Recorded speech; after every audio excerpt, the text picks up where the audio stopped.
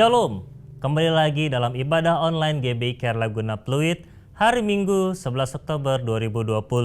Salam sehat buat kita semua dan salam sehati dalam Kristus Yesus yang telah memberikan penyertaan dan kebaikannya bagi kita semua.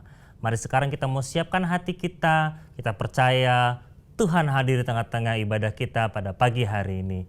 Mari siapkan hatimu, kita mau berdoa syafaat dan memuji menyembah Tuhan, bahkan mendengarkan kebenaran firman Tuhan yang akan disampaikan oleh hambanya. Mari siapkan hatimu sama-sama, kita mau angkat satu pujian yang berkata kami memuji kebesaran-Mu Tuhan. Haleluya.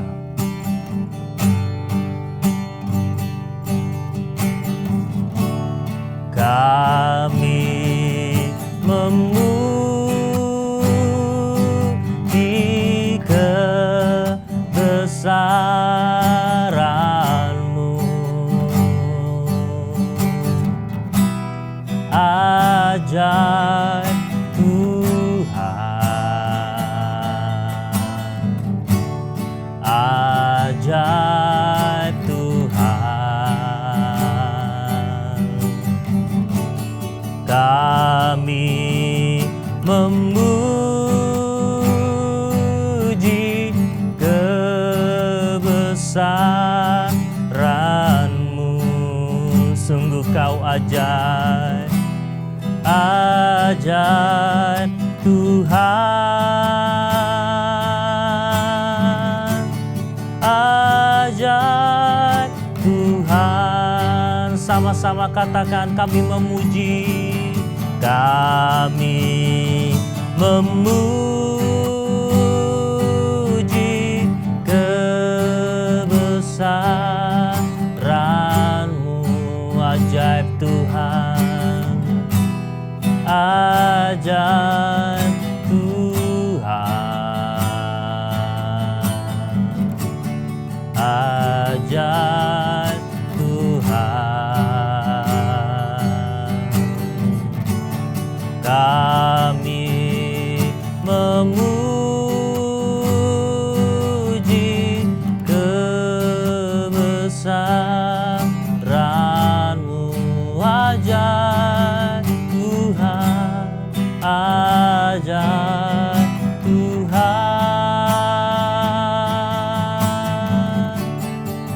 ajaib Tuhan. Sungguh Kau ajaib, ajaib Tuhan, ajaib Tuhan. Sekali lagi, ajaib Kau Tuhan, ajaib Tuhan, ajaib Tuhan.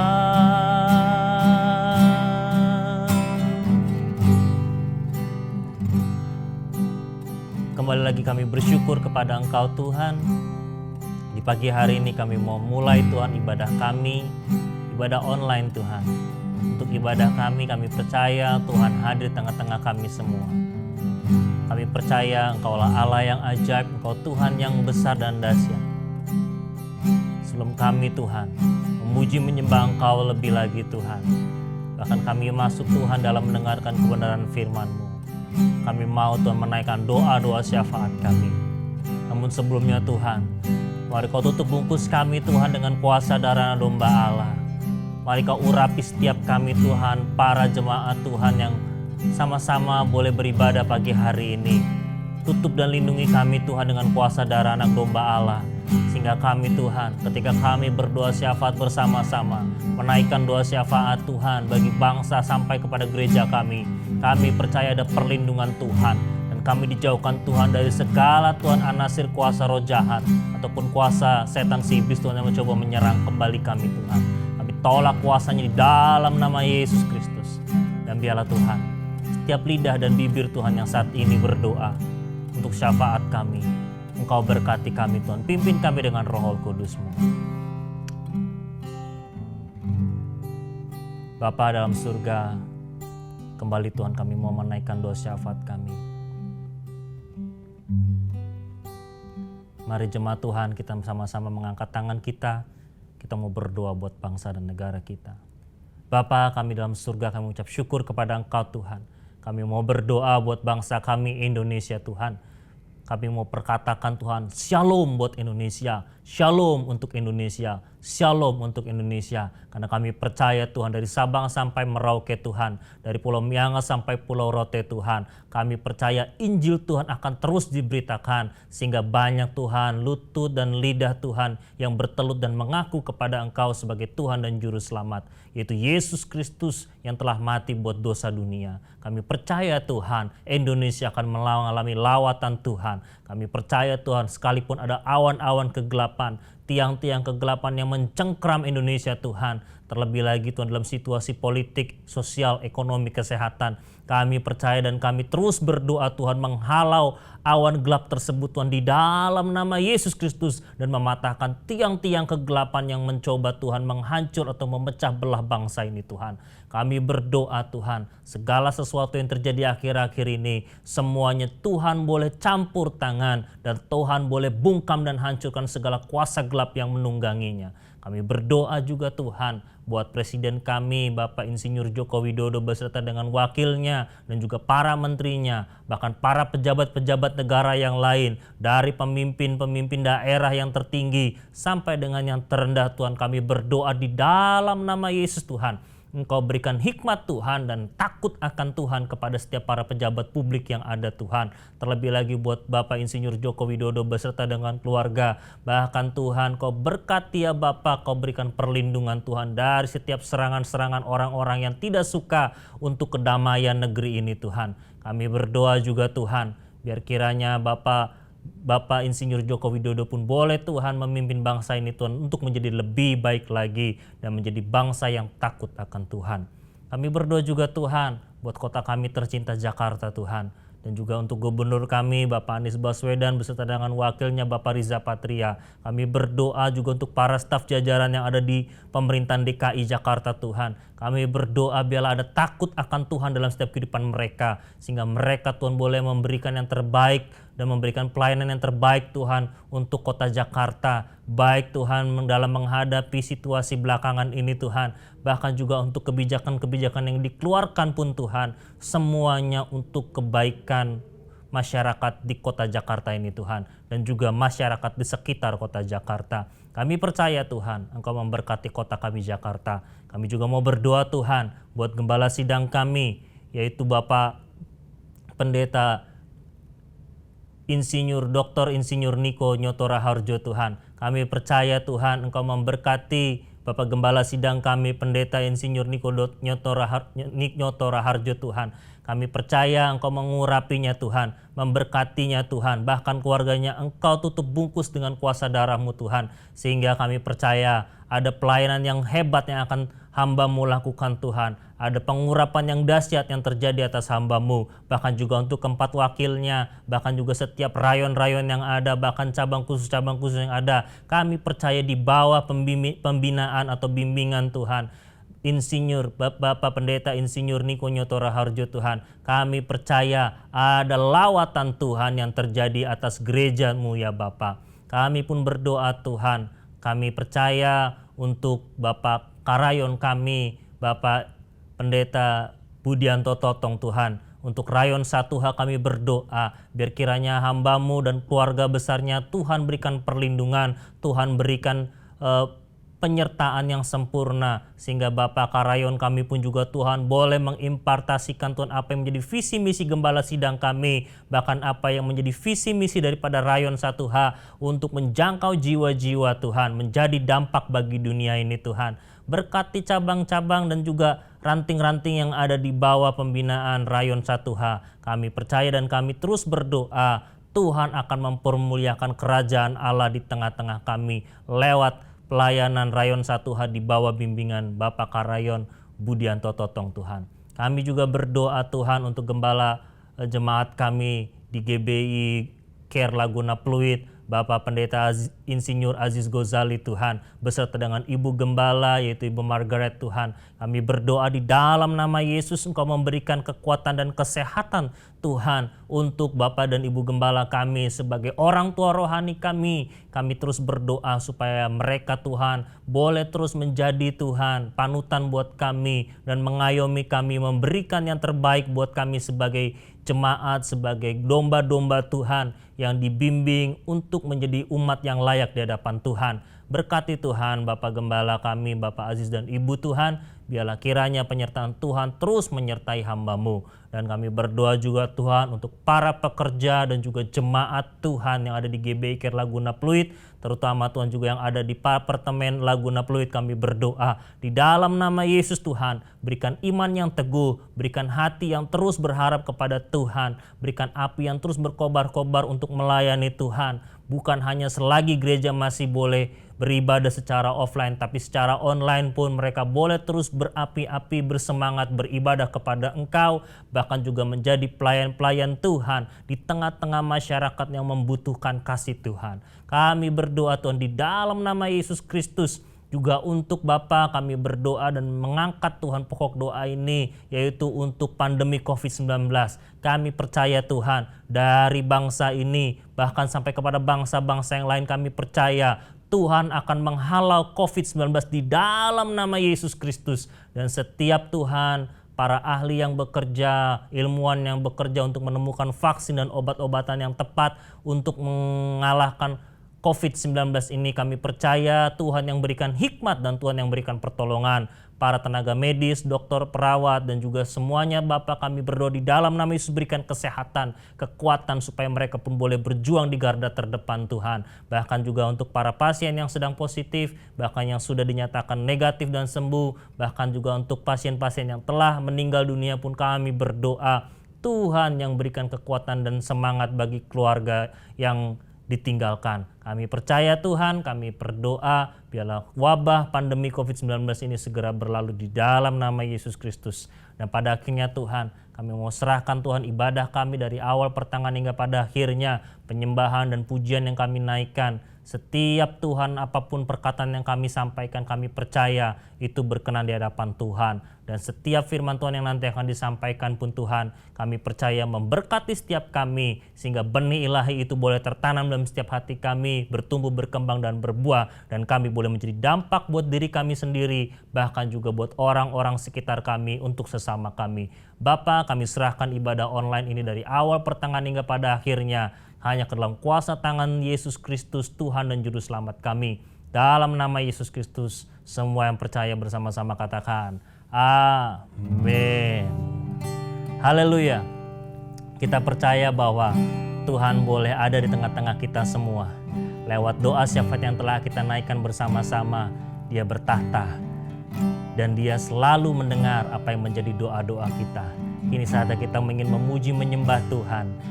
Mari siapkan hatimu, berikan yang terbaik buat Tuhan. Karena sungguh indah kita sama-sama berada di dalam hadirat Tuhan. Kemanakah aku dapat pergi, menjauhi rohmu yang suci, Kau sahabat,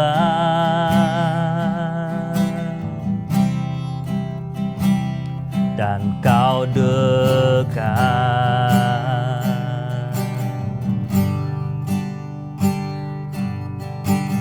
Bahkan seluruh pengabdianku tak bisa membalas kesetiaanmu, sungguh mulia.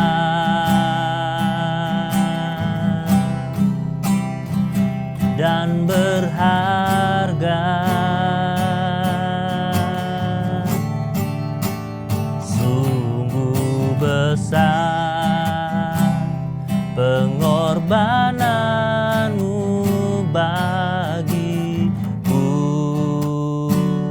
terlalu dalam untuk dimengerti.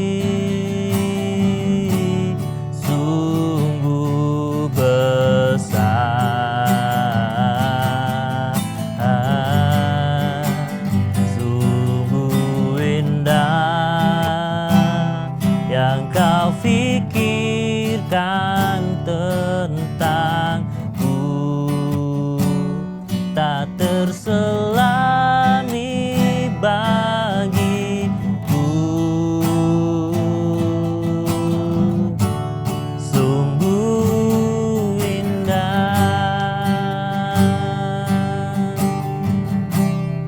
Mari kita mau naikkan pujian ini dari awal. Kita percaya bahwa sungguh besar dan sungguh indah bila kita boleh bersama-sama dengan Tuhan.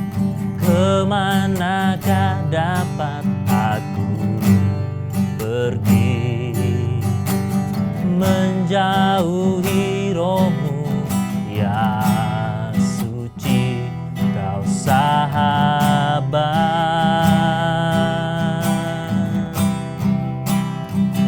dan kau dekat.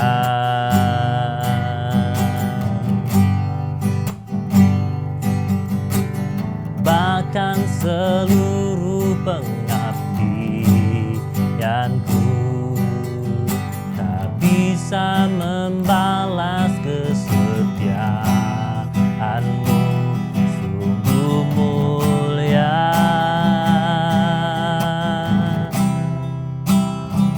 dan berharga. Sungguh besar pengorbananmu bagiku, terlalu dalam untuk dimengerti. Sungguh indah, sungguh indah yang kau pikirkan tentangku, tak terselami bagiku. Sungguh indah. Mari katakan sungguh besar, sungguh besar pengorbananmu bagiku,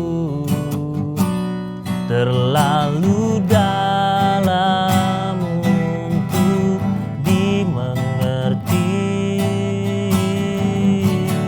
Sungguh besar, sungguh indah yang kau pikirkan tentangku, tak terselami bagiku. Sungguh indah.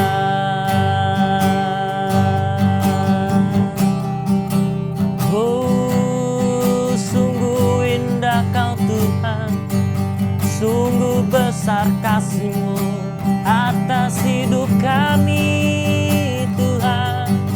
Haleluya, haleluya.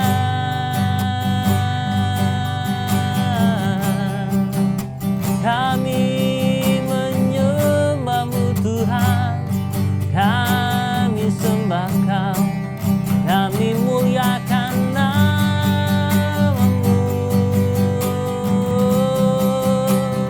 Haleluya.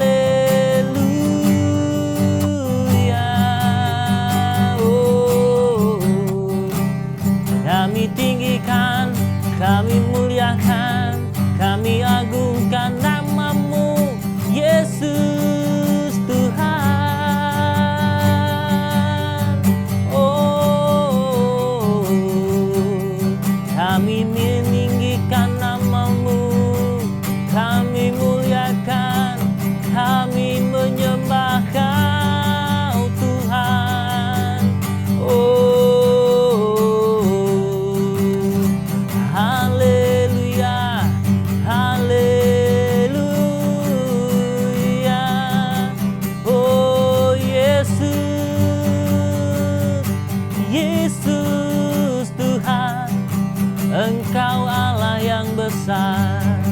Sungguh Kau Allah yang ajaib, kami percaya padamu. Mari sembah, mari tinggikan, mari muliakan nama Yesus. Haleluya,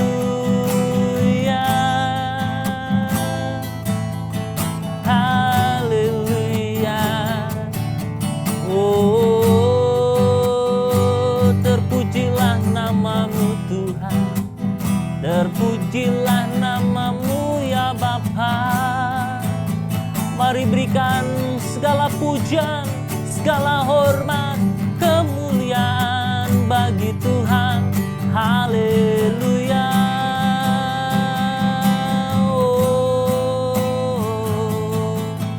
ya Bapa, kami menyembah Kau Tuhan, kami tinggikan namamu.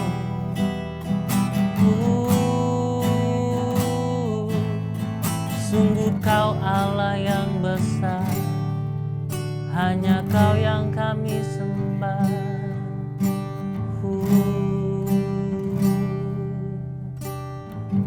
Kami percaya Engkau Allah yang besar, Engkau Allah yang hidup. Yesus Tuhan, mari sembah, mari tinggikan nama-Nya. Haleluya.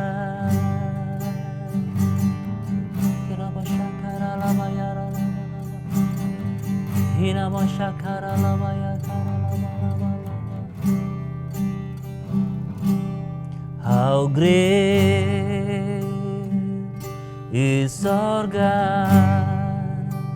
Sing with me, how great is our God. And all we see, how great is our God. Mari katakan, how great is our God. How great is our God. Sing with me, how great is our God. And all we see, how great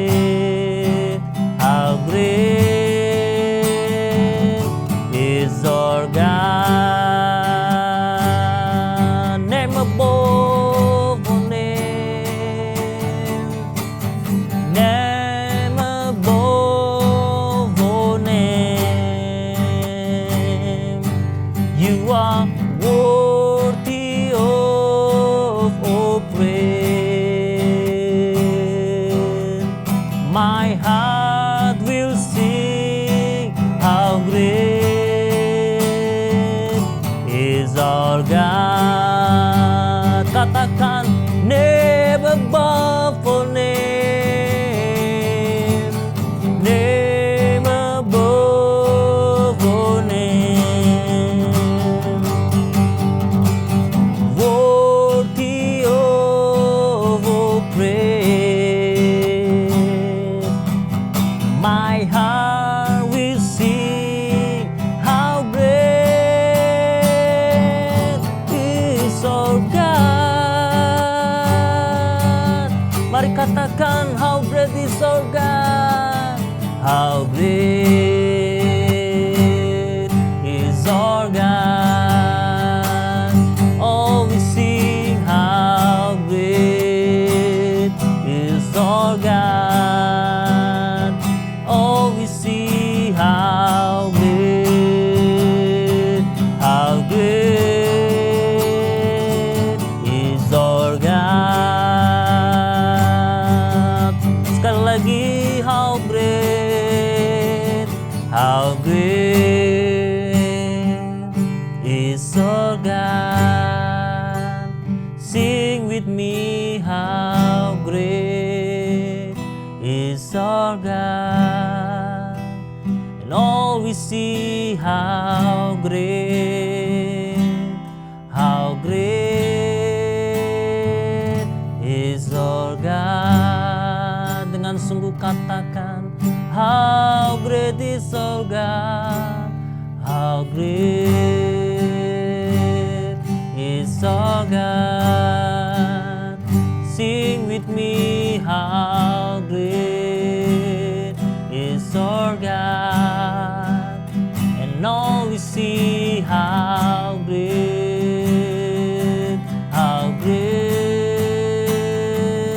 is our God. Mari angkat tanganmu, angkat suaramu, katakan, how great is our God, how great is our God.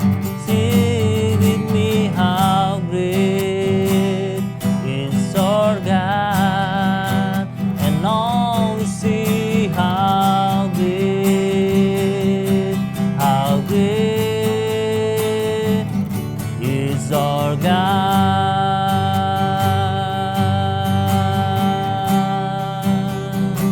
Oh, how great is our God, how great is our God. Sungguh besar Kau Allahku, sungguh besar Kau Tuhanku. Mari sembah Tuhan, sembah, tinggikan namanya. Haleluya, haleluya.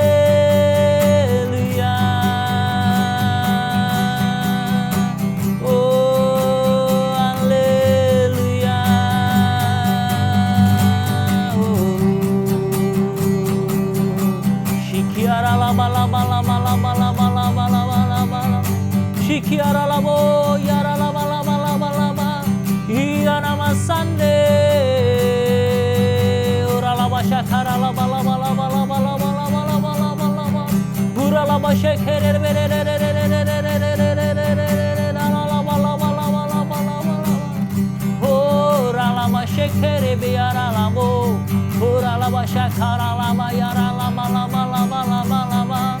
Haleluya.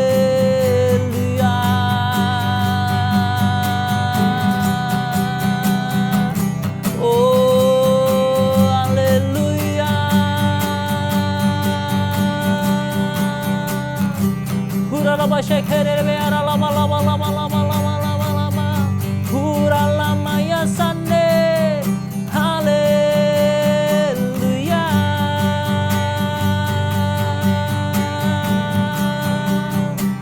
Kami sembah, kami tinggikan namamu, kami muliakan Kau. Haleluya. Oh, kami percaya penyertaan-Mu, kami percaya perlindungan-Mu. Nyata bagi kami, orang-orang percaya, orang yang berharap, orang yang percaya kepada Kau Tuhan Yesus. Berkat-Mu melimpah atas kami, penyertaan-Mu tak pernah tinggalkan, perkenanan-Mu selalu ada dalam hidup kami. Ora lama shekere bayara lamo ya kara lama lama. Hiana masande. Haleluya. Hilara lama shakara lama ya kara shakara. Ora lama shakara lama ya tanah shekere bayara lama. Haleluya.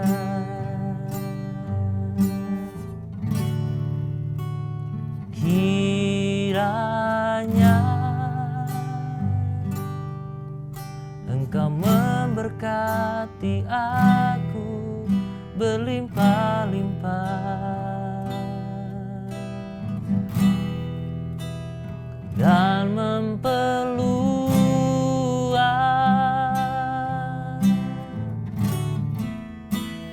daerahku.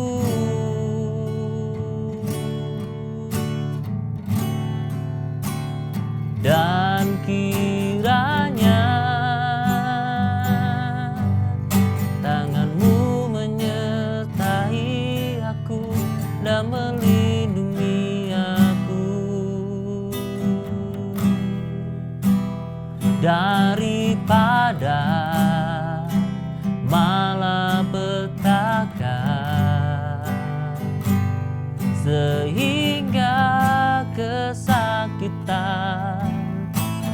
tidak menimpa aku. Mari sama-sama katakan, kiranya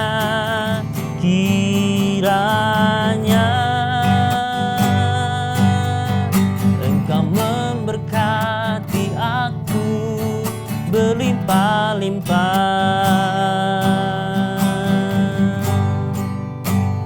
dan memperluas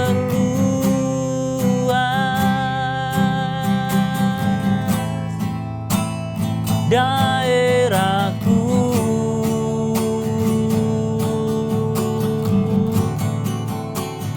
dan kiranya tangan-Mu menyertai aku dan melindungi aku daripada malapetaka, sehingga kesakitan tidak menimpa aku.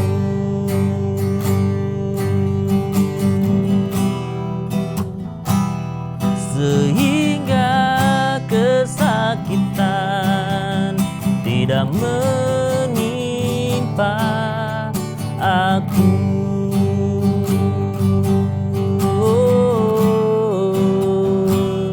Sehingga kesakitan tidak menimpa aku.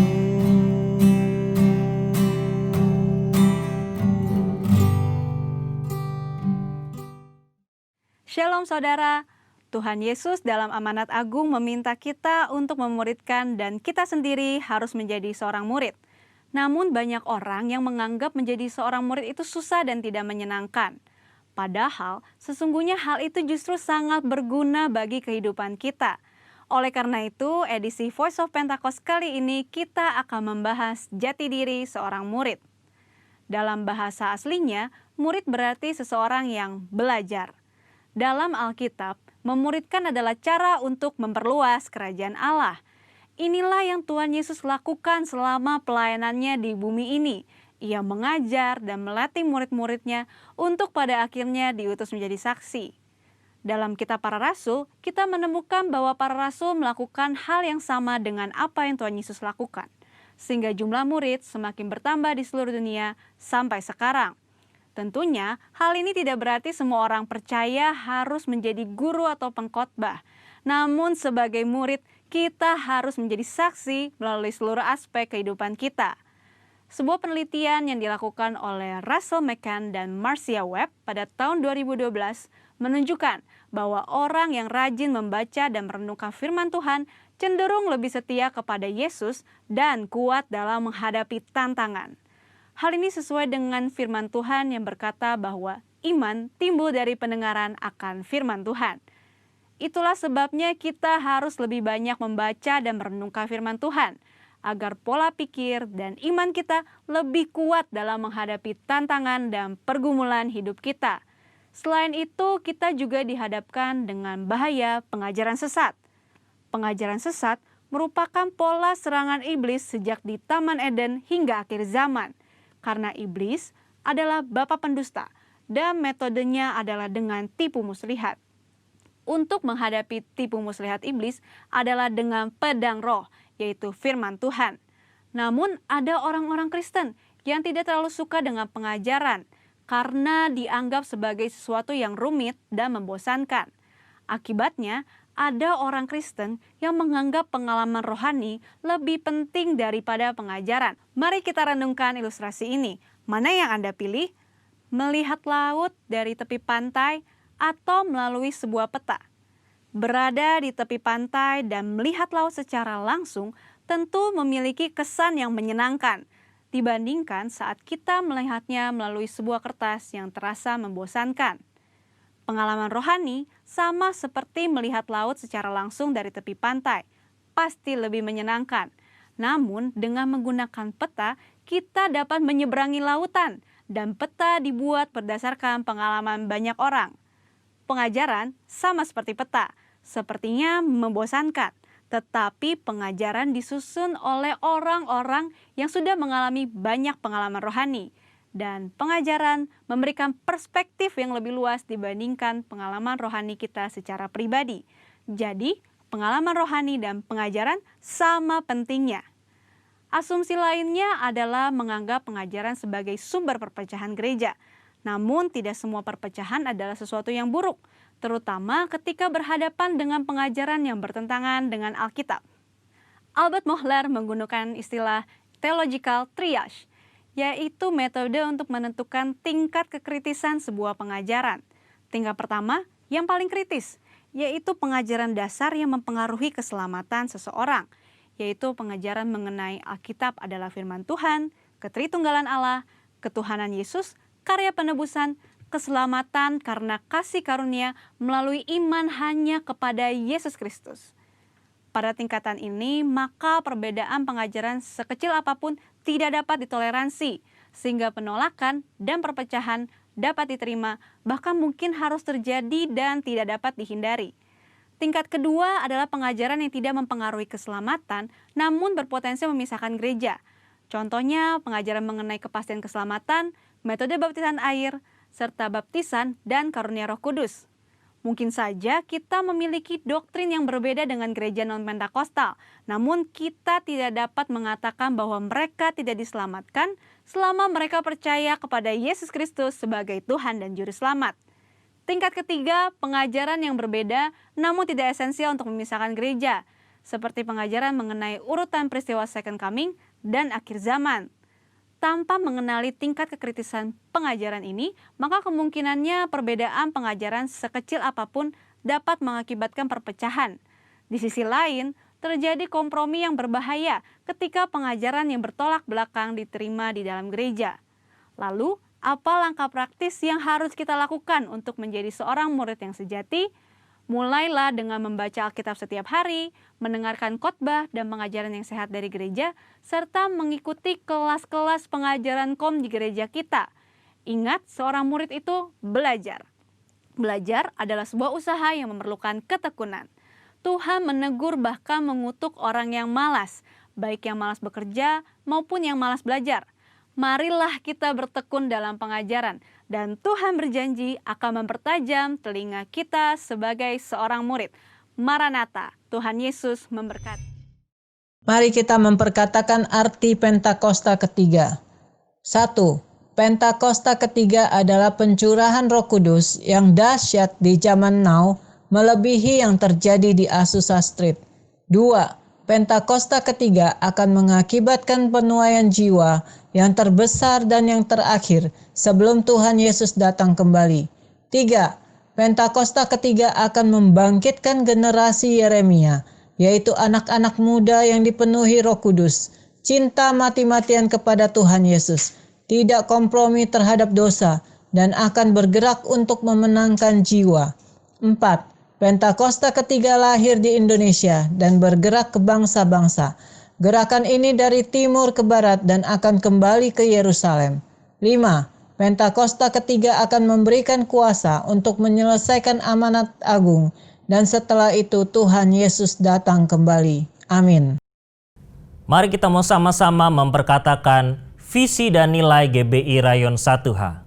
Visi GBI Rayon 1H menjadi keluarga kerajaan Allah yang memenangkan jiwa-jiwa bagi dunia dengan nilai ikrar 1. Integritas, 2. Keintiman, 3. Rendah hati, 4. Antusias inovatif, 5. Rela berkorban. Segala kemuliaan bagi nama Tuhan Yesus. Shalom Bapak Ibu yang terkasih dalam Tuhan Yesus Kristus. Bersyukur pada pagi hari ini kita sudah memuji dan menyembah Tuhan. Kini tiba saatnya kita untuk duduk dalam hadirat Tuhan. Kita tundukkan kepala sebelum kita masuk dalam kebenaran firman Tuhan pada pagi hari ini. Kita berdoa bersama-sama. Bapa yang baik dalam kerajaan surga, kami bersyukur Tuhan Yesus pada pagi hari ini kami sudah memuji menyembah Tuhan. Kini tiba saatnya kami duduk diam di dalam hadirat Tuhan.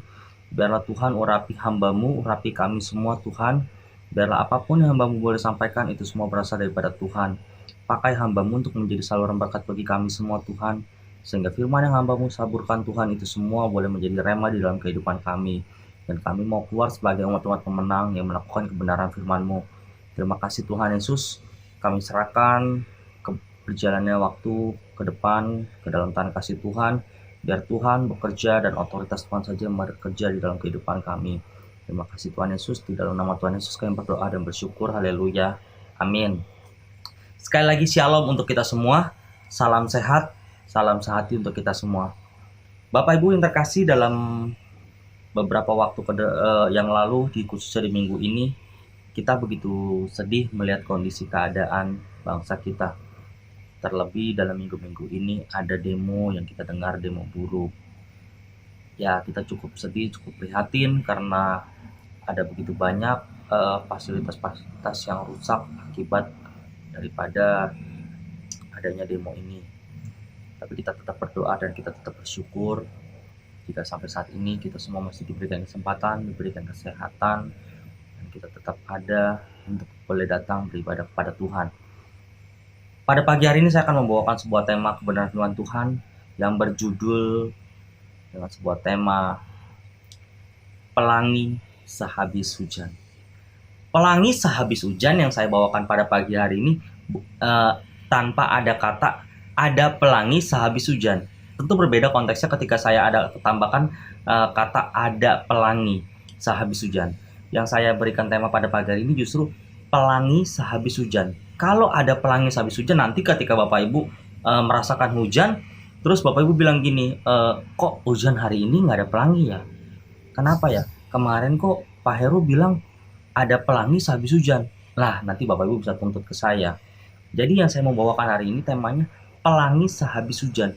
Jadi sekalipun hujan dimanapun, hujan kapanpun, ada pelangi atau tidak pelangi, itu urusannya hujan. Yang penting bukan esensi tentang sehabis hujan ada pelangi, tapi ada pelangi sehabis hujan. Pelangi sehabis hujan yang saya mau bahas pada pagi hari ini. Baik Bapak Ibu, kita akan masuk. Tentu ketika kita mendengar kata pelangi sehabis hujan, sebelum kata pelangi sehabis hujan itu ada kata hujannya juga di sana. Hujan dulu atau pelangi dulu? Tentu hujan dulu, baru pelangi. Ketika kita pergi ke satu tempat dalam perjalanan atau sedang mengendarai sebuah kendaraan mobil, dan kita yang awalnya mungkin cuacanya cerah, lalu tiba-tiba cuacanya mendung dan turun hujan, apa yang akan kita rasakan ketika ada di dalam mobil itu? Mungkin akan merasakan wow, ada yang merasakan wow, cuacanya makin dingin ya, atau mungkin ada yang merasakan ketakutan, atau mungkin seorang supir akan menurunkan kecepatannya karena kondisi jalanan hujan. Tapi yang terpenting adalah ketika hujan itu turun, ketika rintik-rintik gerimis, itu sangat mengganggu betul untuk seorang supir. Kenapa? Karena jarak pandangnya akan berkurang. Terlebih waktu yang akan dia tempuh itu akan semakin lebih lama. Karena kondisi jalanan licin, jadi dia harus menurunkan kecepatan. Sama halnya ketika saya pergi dari Jakarta untuk pergi ke Bogor. Ketika saya pergi ke Bogor, Bogor terkenal dengan kota hujan. Jadi dalam perjalanan itu ketika saya mengendarai mobil, hujan turun deras sekali, sehingga saya merasakan itu seperti hujannya seperti badai angin, hujan angin atau badai gitu. Lalu itu sangat mengganggu. Tapi ketika saya lewat daripada hujan itu, saya tunggu hujan itu selesai lewat, lalu sampai di SICC atau di pinggiran Sentul sana, saya melihat pelangi. Pelanginya indah sekali. Wow, saya melihat satu hal yang saya pelajarin dari hujan dan pelangi ini. Ada satu hal yang menarik, yaitu apa?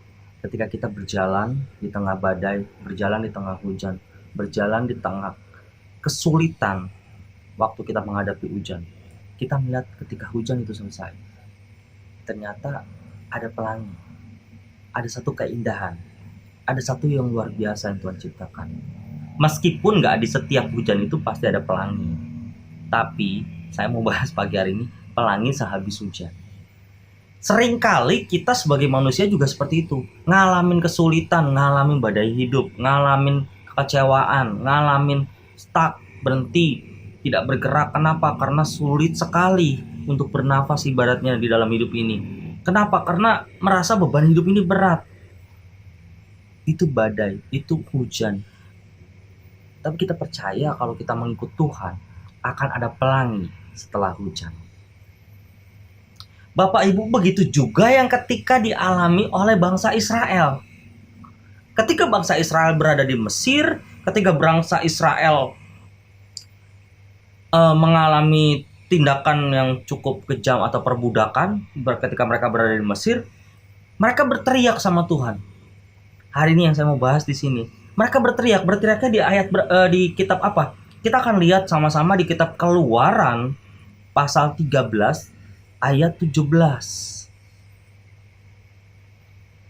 Ini Keluaran pasal 13 ayat 17 ini adalah ketika mereka keluar dari bangsa Mesir, dari tanah Mesir.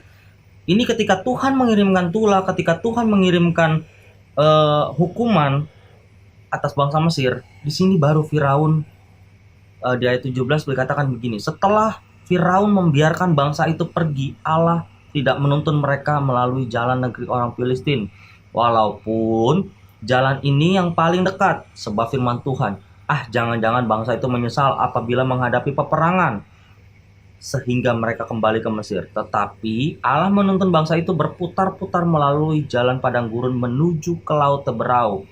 Dengan siap sedia berperang, berjalanlah orang Israel dari tanah Mesir. Musa membawa tulang-tulang Yusuf, sebab tadinya Yusuf telah menyuruh anak-anak Israel telah bersumpah dengan sungguh-sungguh, Allah tentu akan mengindahkan kamu, maka kamu harus membawa tulang-tulangku dari sini. Stop sampai ayat 19. Bapak Ibu, ini adalah perikop tentang di mana bangsa Israel sudah diizinkan oleh Firaun. Bangsa Israel sudah diizinkan oleh Firaun untuk keluar dari tanah Mesir atau tanah perbudakannya mereka. Di Keluaran 2 ayat 23 ada lagi bunyinya. Keluaran 2 ayat 23, kita lihat sama-sama. Ada apa di sana? Kita lihat. Nah, ini adalah teriaknya bangsa Israel. Bangsa Israel teriak sama Tuhan karena mereka mengalami satu perbudakan. Mereka mengalami satu kesukaran dalam hidupnya. Mereka mengalami satu beban di dalam hidupnya. Ini bangsa Israel teriak sama Tuhan. Perikopnya di Keluaran 2 ayat 23, perikopnya seperti ini. Musa diutus Tuhan. Ayat 23. Lama sesudah itu matilah Raja Mesir. Tetapi orang Israel masih mengeluh karena perbudakan. Dan mereka berseru-seru sehingga teriak. Mereka minta tolong karena perbudakan itu sampai kepada Allah. Allah di sini besar, artinya Allah YHWH. Sampai kepada Allah. Allah mendengar teriakan bangsa Israel waktu mereka ada di tanah perbudakan. Sehingga Tuhan mengirim atau mengutus Musa untuk menjadi penolong untuk membawa bangsa Israel keluar dari tanah perbudakan, yaitu tanah Mesir. Sehingga bangsa Israel keluar, itu tadi kita lihat sama-sama di Keluaran 13 tadi. Keluaran 13 ayat 17. Tuhan tidak semerta-merta ketika meminta Musa untuk menuntun bangsa Israel keluar dari tanah Mesir. Tidak semerta-merta langsung. Padahal ada jarak yang terdekat, kata Tuhan. Tapi Tuhan justru mengajak bangsa Israel itu muter-muter. Kenapa? Karena Tuhan berpikir, lah kalau misalkan jangan-jangan bangsa itu menyesal, sehingga mereka akan kembali ke Mesir ketika mereka menghadapi peperangan. Nah, Tuhan takut seperti itu. Nah, lalu kita akan lihat lagi. Ketika mereka keluar dari tanah Mesir, mereka masuk ke dalam padang gurun. Ketika mereka sampai di padang gurun, mereka dapat hukum Taurat. Mereka mendapatkan hukum Taurat untuk menjadi satu tuntunan bagi bangsa Israel, yaitu ketika mereka berada di Gunung Sinai. Mereka berada di Mesir itu 400 tahun. Mereka dibudak. Mereka menjadi budak di sana di Mesir. Mereka menjadi orang tawanan di Mesir selama 400 tahun. Lalu mereka masuk dalam padang gurun selama 40 tahun. 40 tahun mereka berada di padang gurun. Musa memimpin kurang lebih 2 juta orang keluar dari tanah Mesir, yaitu bangsa Israel. Musa itu membawa bangsa Israel itu 2 jutaan kurang lebih, serta dengan ternak-ternaknya itu. Bangsa Israel ini kurang apa? Sudah mereka, berarti kita beranggapannya seperti ini. Mesir itu ibaratnya bangsa Israel itu adalah badainya mereka. Mesir itu adalah satu beban hidup mereka. Mesir itu adalah satu tempat di mana mereka tuh merasakan satu hal yang buruk yang mereka alamin. Sehingga kita ngeliat tadi di Keluaran 2 ayat 23 itu dikatakan bahwasanya Mesir ini adalah tempat yang cukup menyedihkan, sehingga mereka, orang Israel ini, sampai berteriak dan berseru sama Tuhan. Mereka nggak sanggup lagi, mereka sampai minta tolong sama Tuhan. Disinilah kita melihat bahwasanya Mesir ternyata begitu kejam. Bahkan sampai anak-anak sulung aja, sampai anak-anak laki-laki, bukan anak sulung tapi anak laki-laki, revisi, anak laki-laki orang Israel yang lahir saat itu harus dibunuh. Karena untuk apa? Untuk supaya mereka tidak tumbuh memperbanyak jumlah penduduk orang Israel yang ada di Mesir. Jadi mereka harus dibunuh semuanya. Termasuk saat itu adalah Musa yang akan dibunuh. Tapi Musa tidak, karena pertolongan Tuhan, maka Musa tidak dibunuh. Seperti itu Bapak Ibu. Bangsa Israel berada di padang gurun selama 40 tahun. Selama 40 tahun, kita melihat perjalanan bangsa Israel itu nggak mudah. Bangsa Israel jatuh bangun selama di padang gurun. Bangsa Israel kurang apa? Kalau seandainya kita melihat bangsa Israel, waktu malam hari Tuhan siapkan, waktu mereka kedinginan Tuhan siapkan tiang api. Waktu pagi hari ketika mereka berjalan di padang gurun kepanasan, Tuhan siapkan yang namanya tiang awan. Kurang apa coba Tuhan bagi bangsa Israel? Kalau seandainya kita melihat perjalanan bangsa Israel, ketika mereka berada di Mesir itu adalah badai hidupnya mereka. Ketika mereka keluar dari Mesir, mungkin bagi mereka, mungkin bagi kita juga, kalau seandainya kita berjalan di padang gurun, ini justru bukan badai lagi. Ini angin tornado. Kenapa? Karena nggak ada apa-apa di padang gurun. Tapi justru kalau seandainya kita melihat pelangi, kita percaya dari yang kita anggap itu adalah badai atau padang gurun atau angin tornado, kita percaya kalau kita mengikuti tuntunan Tuhan, kalau kita mengikuti maunya Tuhan, akan ada pelangi, akan ada satu keindahan, akan ada satu mujizat yang luar biasa yang gak pernah kita lihat. Justru yang terjadi ketika bangsa Israel ada di padang gurun, mereka mengeluh, mereka justru malah menduakan Tuhan. Dengan apa? Ketika Musa naik ke Gunung Sinai, Musa bertemu dengan Tuhan, Musa mendapatkan hukum Taurat, 10 hukum Taurat itu. Lalu bangsa Israel apa yang dilakukan ketika mereka ada di bawah? Justru mereka membuat lembu sapi, mereka menduakan Tuhan. Makanya ketika Tuhan bilang sama Musa, bangsa ini dalam generasi yang pertama, mereka berada di padang gurun selama 40 tahun. Untuk yang berusia 20 tahun ke atas, mati di padang gurun. Tapi ketika ada generasi baru, yaitu generasinya Yosua. Jadi generasi Yosua adalah generasi yang masuk ke dalam tanah perjanjian. Tapi bukan berarti Yosua, bukan hanya Yosua dan Kaleb yang masuk tanah perjanjian, tapi justru generasi Yosua lah yang masuk dalam tanah perjanjian. Jangan sampai salah di sini. Karena banyak orang yang berpikir gini, yang masuk ke dalam tanah perjanjian siapa? Yosua dan Kaleb. Iya, tapi bukan Yosua dan Kaleb, justru generasi Yosua dan generasi Kaleb yang masuk dalam tanah perjanjian. Sisanya kemana? Mereka semua mati di dalam padang gurun. Kenapa? Karena mereka, satu, mungkin ada juga dari faktor usia. Kedua, karena memang mereka tidak dipilih sama Tuhan untuk masuk dalam tanah perjanjian. Seperti itu Bapak Ibu. Kita sudah melihat bahwasanya sesungguhnya kalau orang yang menantikan Tuhan dengan sungguh-sungguh, orang yang bergantung hidupnya penuh sama Tuhan, pasti akan melihat pelangi. Bangsa Israel itu ngalamin satu hal yang gak enak waktu mereka ada di Israel. Dia berada di Mesir.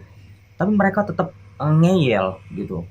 Nah, kita juga akan melihat Bapak Ibu, apa sih yang menjadi kerinduan Musa ketika Musa itu memimpin bangsa Israel. Doanya Musa tuh kayak gimana sih sama Tuhan? Kita akan lihat ya, pada pagi hari ini ada 3 poin penting yang akan kita lihat dari bagaimana Musa berdoa sama Tuhan. untuk memimpin bangsa Israel ini. Itu ada di Keluaran 33 ayat 12 sampai 23. Keluaran 33 ayat 12 sampai 23. Kita akan siapkan Alkitab kita pada pagi hari ini. Yang pertama, Musa berdoa kepada Allah untuk bangsa Israel. Ini ada 3 doa penting yang dipanjatkan Musa. Yang pertama yang kita belajar pada pagi hari ini dari ayat 12 dan 13. Keluaran 33 ayat 12 dan 13. Yaitu tentang kita harus minta petunjuk daripada Tuhan. Kita harus minta petunjuk daripada Tuhan. Keluaran 33 ayat 12. Lalu berkatalah Musa kepada Tuhan, memang engkau berfirman kepadaku, suruhlah bangsa ini berangkat, tetapi engkau tidak memberitahukan kepadaku siapa yang akan kau utus bersama-sama dengan aku. Namun demikian engkau berfirman, aku mengenal namamu juga.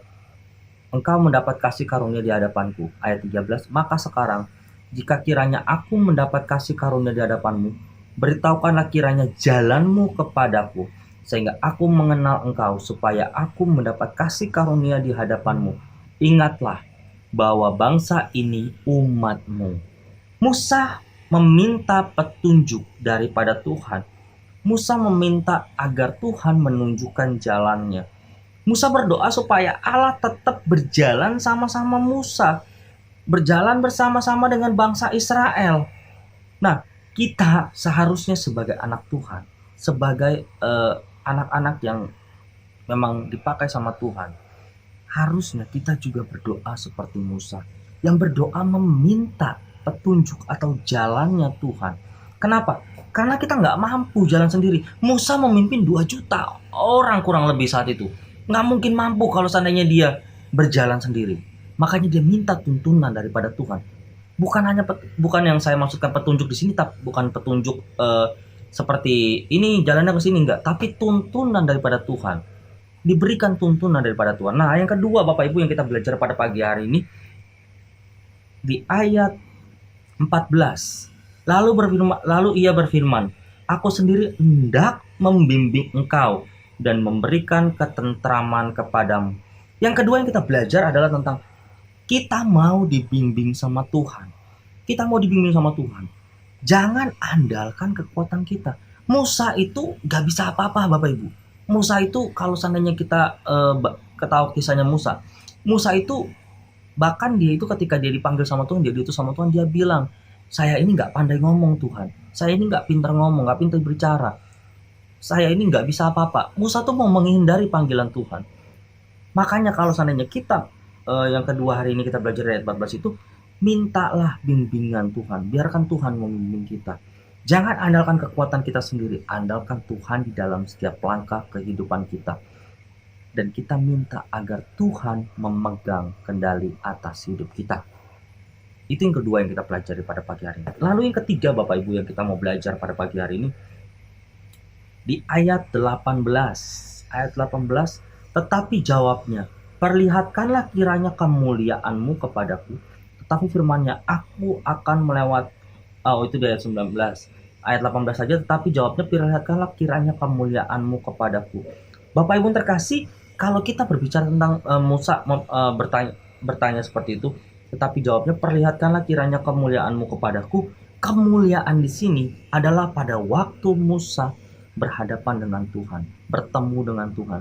Itu aja Musa tidak mampu melihat sinar kemuliaan Tuhan. Kenapa demikian? Karena begitu luar biasa silaunya. Sampai-sampai dia tidak bisa. Kalau seandainya dia bisa melihat dengan mata dia, mungkin matanya akan buta. Itu ada dijelaskan kok di ayatnya. Dia tidak akan pernah bisa melihat wajahnya, yaitu di ayat 33 di pasal 33 ayat 23 yang terakhir.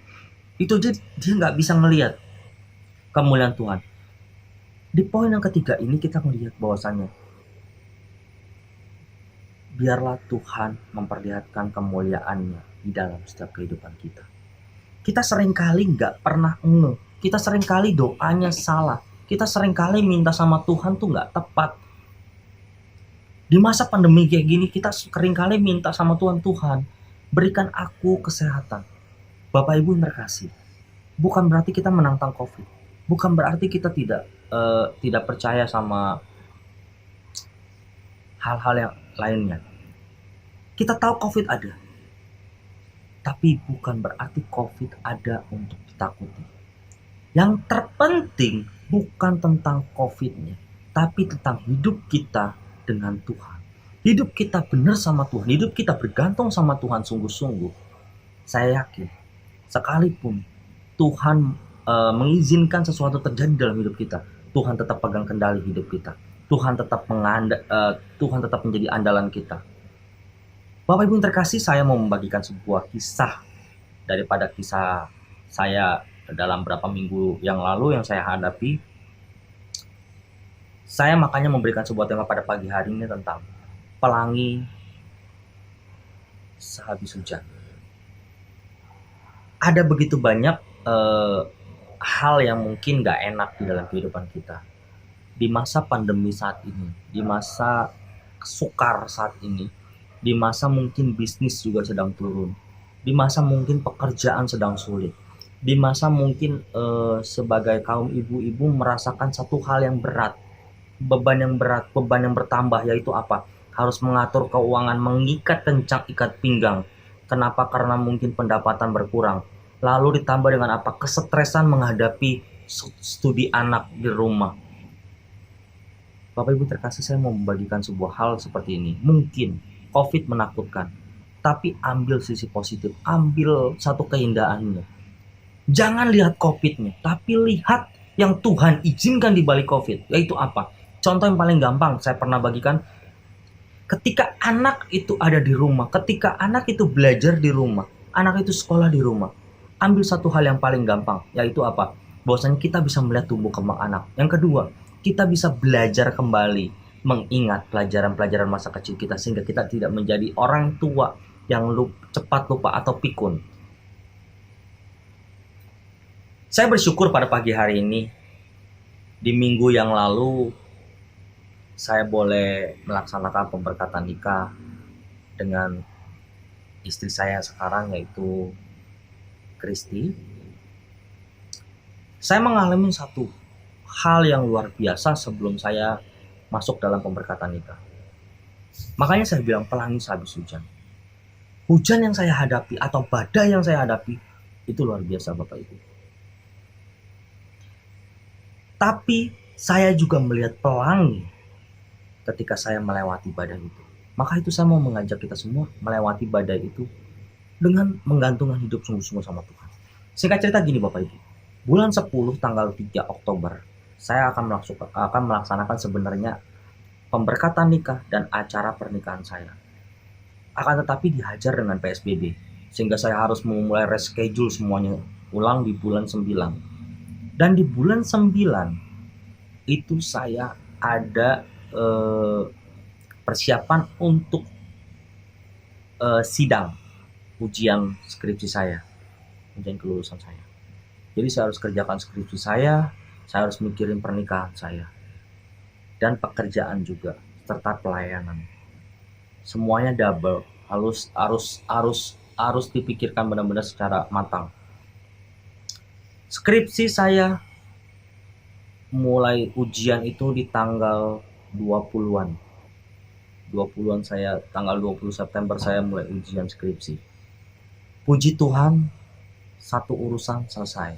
Saya boleh lulus dengan ada perbaikan sedikit di bagian teori. Lalu sebelum tanggal 20, sebelum saya ujian itu, saya mendengar berita Jakarta di PSBB kembali. Tidak boleh ada makan di tempat. Oke, akhirnya saya harus berpikir, saya memundurkan acara saya. Ketika acara saya dimundurkan, lalu saya masuk ujian, dan ujian saya selesai, puji Tuhan ada perbaikan. Masuklah di minus 7 hari sebelum acara, yaitu sebelum acara pemberkatan nikah di 3 Oktober. Bapak Ibu terkasih, banyak hal yang kita tidak duga.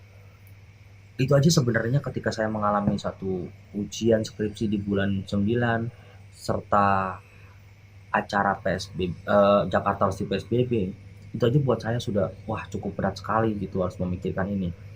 Lalu min seminggu itu saya mengalami satu kejadian yang luar biasa Bapak Ibu. Saya mengalami satu kejadian yang luar biasa, yaitu sepeda motor yang saya naiki itu terbakar, konsleting.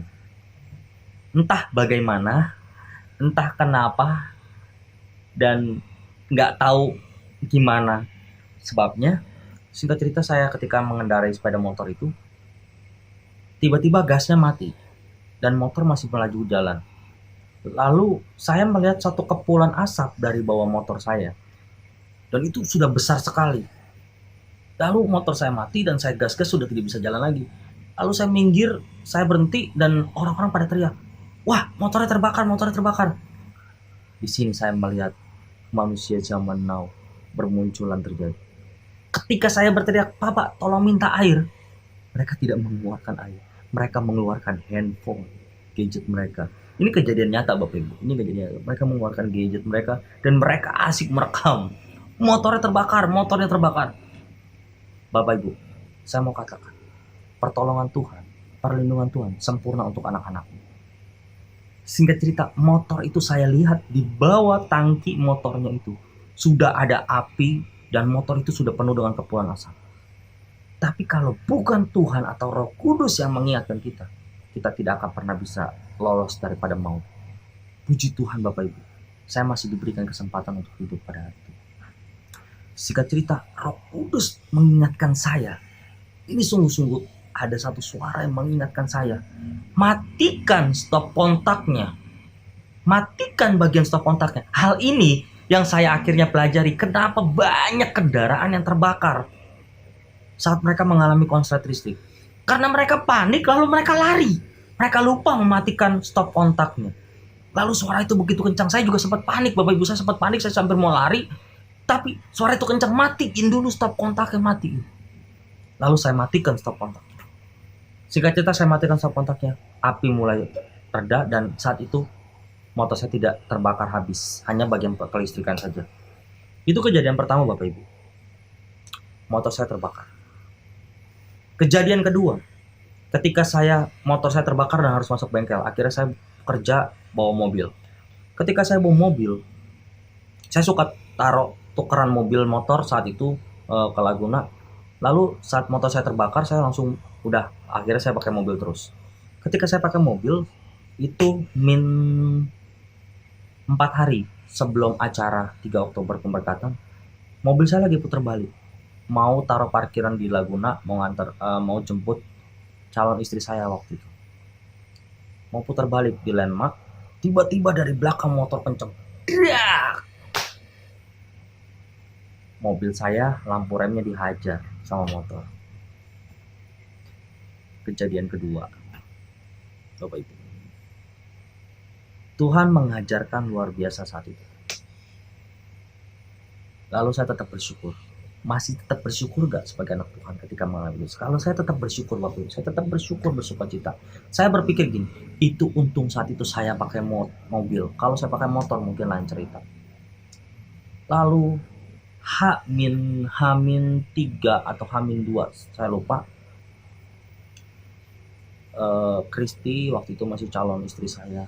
Lagi putar balik, dia berangkat kerja, saya sudah sampai di kantor.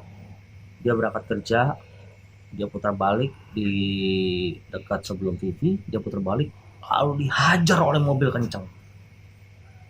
Dia jatuh dan tertimpa motor. Yang ketiga, Tuhan hajarkan.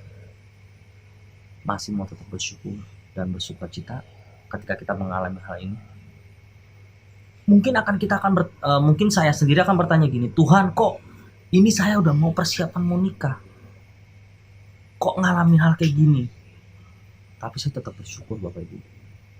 Saya tetap bersyukur sekalipun keadaan begitu berat saat itu. Saya tetap bersyukur, saya tetap bersukacita. Sampai di mana saya akhirnya bertanya sama Kristi bagaimana keadaannya. Oh, ternyata tidak cukup parah, lukanya hanya lecet-lecet sedikit, bengkak. Akhirnya mama saya sendiri juga kirimin obat untuk dia. Dan puji Tuhan, saya melihat pelangi sehabis hujan, sehabis badai. Sekalipun begitu banyak beban yang saya hadapi sebelum saya masuk dalam pernikahan, pemberkatan nikah saya.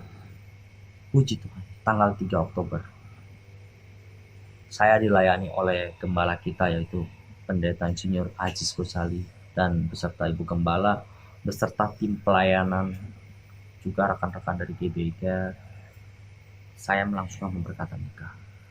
Saya merasakan satu sukacita yang luar biasa ketika saya melihat hal ini terjadi. Bahwa ada badai hidup yang harus kita lewati. Ada beban hidup yang harus memang kita lewati. Sekalipun ada di kondisi pemberkatan nikah saya di tengah COVID, saya percaya saya tetap bersukacita. Kenapa? Sekalipun COVID menyeramkan, saya tetap mengikuti protokol kesehatan dan pemberkatan nikah saya tetap berjalan. Dan puji Tuhan, saya di situ belajar saat melihat satu hal. Di tengah kesukaran ada sukacita. Di tengah satu hal orang-orang mungkin menakutkan, ada yang Tuhan gantikan dengan sukacita. Puji Tuhan Bapak Ibu, pada pagi hari ini saya juga mendengar satu kisah dari jemaat kita, bahwasanya di tengah kondisi saat ini selalu mengandalkan Tuhan.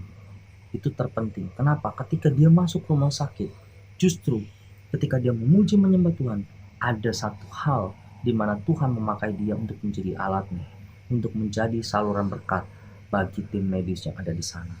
Dan itu sangat memberkati tim medis yang ada di sana. Dan saya yakin saat ini bukan hanya kita yang harusnya diberkati, tapi kita justru harusnya menjadi berkat bagi banyak orang. Pelangi sehabis hujan, satu kesukaran yang kita alami akan Tuhan gantikan dengan sukacita yang luar biasa. Ketika kita sungguh-sungguh mengandalkan Tuhan, ketika kita sungguh-sungguh bergantung sama Tuhan, sama seperti Musa ketika menuntun bangsa Israel keluar dari tanah Mesir, yang tidak punya apa-apa, yang tidak mengerti apa-apa, bahkan tidak tahu mau kemana. Makanya tadi saya bilang, yang pertama Tuhan, mintalah tuntunan Tuhan agar Tuhan menunjukkan jalan. Lalu yang kedua di doanya Musa juga, tadi kita juga belajar bahwasanya Musa meminta apa? Untuk dibimbing. Lalu yang ketiga, Musa meminta apa? Agar kemuliaan Tuhan itu nyata di dalam kehidupan. Kalau kita memahami tentang doa Musa, kita akan melihat pelangi di dalam kehidupan kita. Sekalipun hal itu berat, sekalipun hal itu tidak mengenakan, kita percaya kalau kita mengikuti Tuhan, mengikuti tuntunan Tuhan, mengikuti bimbingan Tuhan, dan mengikuti caranya Tuhan, kita akan melihat kemuliaan Tuhan, dan kita akan dibawa kepada level kemenangan, dan kita akan melihat pelangi di dalam kehidupan kita. Amin untuk kebenaran firman Tuhan pada pagi hari ini Bapak Ibu. Mari kita nikmati kehidupan kita bersama dengan Tuhan. Kita terus andalkan Tuhan di dalam kehidupan kita, karena kita percaya ketika kita mengandalkan Tuhan, Tuhan nyata di dalam kehidupan kita, dan Tuhan akan memberkati kita, bahkan memakai kita. Terima kasih untuk setiap jemaat yang sudah memberikan dukungan doa waktu acara pemberkatan nikah saya.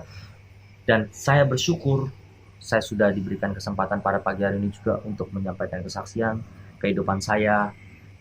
Dan biarlah firman Tuhan pada pagi hari ini bukan hanya menguatkan saya, tetapi menguatkan kita semua dan menjadikan kita semua sebagai umat-umat yang melakukan kebenaran firman Tuhan dengan lebih lagi bergantung sama Tuhan. Amin. Kita tundukkan kepala, kita berdoa. Bapa, kami bersyukur pada pagi hari ini Tuhan, kami belajar satu hal Tuhan, bahwa ketika badai hidup itu datang, ketika persoalan hidup datang, kami mau tetap mengandalkan Tuhan, kami mau bergantung sama Tuhan. Karena kami percaya Tuhan, ada pelangi yang indah di depan sana Tuhan. Ketika kami mengandalkan Tuhan, kami percaya Tuhan, Tuhan akan memberikan sukacita yang baru, Tuhan akan memberikan damai yang baru, Tuhan akan menggantikan air mata menjadi sukacita, Tuhan akan menggantikan setiap orang-orang yang letih lesu dengan yang beban berat. Tuhan, kami percaya Tuhan akan gantikan dan memberikan kelegaan Tuhan. Sehingga kami percaya Tuhan pada pagi hari ini mereka semua yang sakit sudah Tuhan sembuhkan, Tuhan sudah pulihkan. Mereka yang letih lesu Tuhan akan berikan kelegaan. Dan kami percaya Tuhan, kuasa Tuhan hari ini dinyatakan bagi setiap umat-Mu di GBI Care Tuhan. Terima kasih Tuhan Yesus, hamba-Mu selesai pada pagi hari ini Tuhan. Biarlah Tuhan tetap setia menjaga setiap umat-Mu, dan Tuhan tetap memakai setiap anak-anak-Mu menjadi saluran berkat bagi banyak orang ya Tuhan. Terima kasih Tuhan, di dalam nama Tuhan Yesus kami berdoa dan bersyukur. Haleluya. Amin. Shalom. Kembali lagi dalam pengumuman GBI Care Laguna Pluit. Gembala dan jemaat GBI Care Laguna Pluit mengucapkan terima kasih atas pelayanan firman Tuhan yang telah disampaikan oleh hambanya, Evangelis Heru. Biarlah kiranya Tuhan memberkati pelayanan dan keluarga hambanya. Bagi jemaat Tuhan yang memiliki anak-anak diharapkan untuk mengajak anak-anaknya mengikuti ibadah sekolah minggu, biar anak-anak kita boleh bertumbuh secara rohani dan diberkati Tuhan. Link YouTube ada di kolom deskripsi tayangan ini. Bagi jemaat Tuhan yang ingin memberkati pekerjaan Tuhan di GBI Care Laguna Pluit, dapat memberikan persembahan persepuluhan, persembahan umum, dan pengucapan syukur melalui rekening GBI Care Pluit. Rekening BCA atas nama GBI Care Pluit. Sebelum kita mengakhiri ibadah kita pada pagi hari ini, kita mau sama-sama memperkatakan Mazmur 91. Dalam lindungan Allah. Orang yang duduk dalam lindungan yang maha tinggi dan bermalam dalam naungan yang maha kuasa akan berkata kepada Tuhan, tempat perlindunganku dan kubu pertahananku, Allahku yang kupercayai. Sungguh, dialah yang akan melepaskan engkau dari jerat penangkap burung, dari penyakit sampar yang busuk. Dengan kepaknya ia akan menudungi engkau, di bawah sayapnya engkau akan berlindung. Kesetiaannya ialah perisai dan pagar tembok. Engkau tak usah takut terhadap kedahsyatan malam, terhadap panah yang terbang di waktu siang, terhadap penyakit sampar yang berjalan di dalam gelap, terhadap penyakit menular yang mengamuk di waktu petang. Walau 1.000 orang rebah di sisimu dan 10.000 di sebelah kananmu, tetapi itu tidak akan menimpamu. Engkau hanya menontonnya dengan matamu sendiri dan melihat pembalasan terhadap orang-orang fasik. Sebab Tuhan ialah tempat perlindunganmu, yang maha tinggi telah kau buat tempat perteduhanmu. Malapetaka tidak akan menimpa kamu dan tulah tidak akan mendekat kepada kemahmu. Sebab malaikat-malaikatnya akan diperintahkannya kepadamu untuk menjaga engkau di segala jalanmu. Mereka akan menatang engkau di atas tangannya, supaya kakimu jangan terantuk kepada batu. Singa dan ular tedung akan kau langkahi, engkau akan menginjak anak singa dan ular naga. Sungguh hatinya melekat kepadaku, maka aku akan meluputkannya, aku akan membentenginya, sebab ia mengenal namaku. Bila ia berseru kepadaku, aku akan menjawab. Aku akan menyertai dia dalam kesesakan. Aku akan meluputkannya dan memuliakannya. Dengan panjang umur akan kukenyangkan dia dan akan kuperlihatkan kepadanya keselamatan daripadaku. Amin. Sebelum kita menerima berkat daripada hambanya, mari kita bersatu dalam doa untuk menutup ibadah kita pagi hari ini. Bapa dalam surga, kami mengucap syukur kepada Engkau atas setiap penyertaan Tuhan di dalam ibadah ini, baik dari awal, pertengahan, hingga pada akhirnya. Kini saatnya Tuhan, kami akan berpisah satu dengan yang lain dan menerima berkat Tuhan daripada hamba-Mu. Sebelum kita menerima, kita naikkan satu pujian. Terima kasih, Yesus. Terima kasih, Yesusku. Buat anugerah yang kau beri, bab hari ini Tuhan adakan syukur bagimu, syukur bagimu,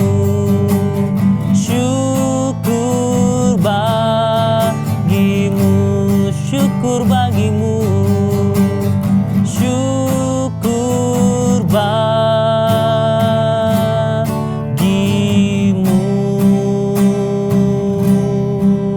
Kita mengangkat tangan kita.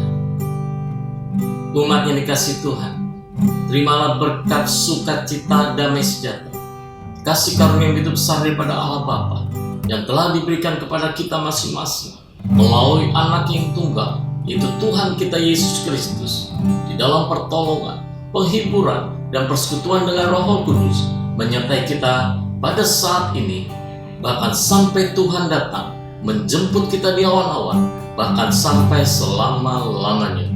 Mari kita yang percaya, kita katakan sama-sama, amin.